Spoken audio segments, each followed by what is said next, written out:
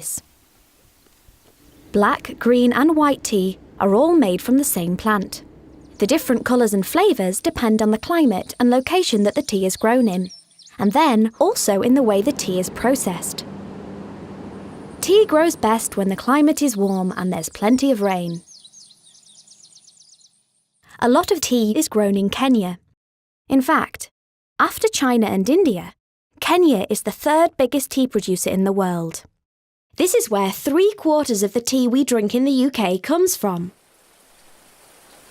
A tea plant starts life as a seed or as a cutting taken from the parent plant. On this plantation in Kenya, they usually use cuttings.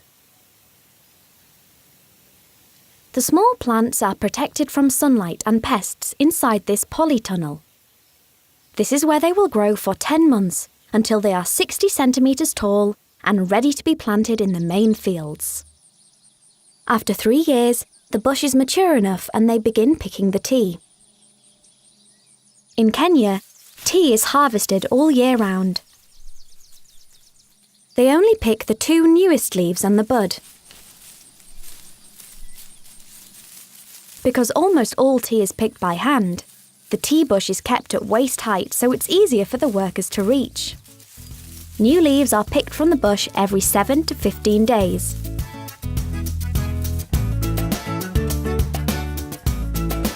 The tea leaves are taken from the fields to the processing house on lorries. The lorry has specially designed hooks to hang the bags of tea on. This stops the leaves spilling out or getting damaged. Once the tea arrives at the factory, it's unloaded and checked for quality.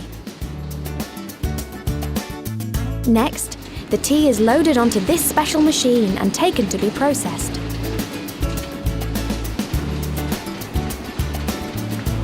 First, the tea is dried.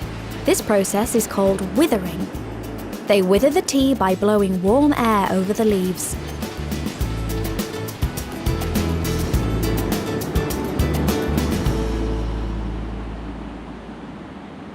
The withered leaves are then placed onto a conveyor belt, ready for the next step.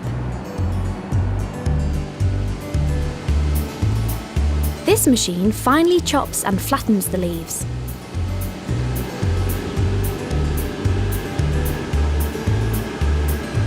Then a process called oxidation starts.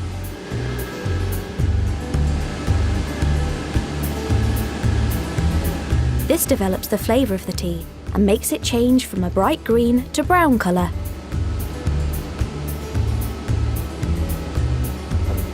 Now the tea needs to be dried out completely.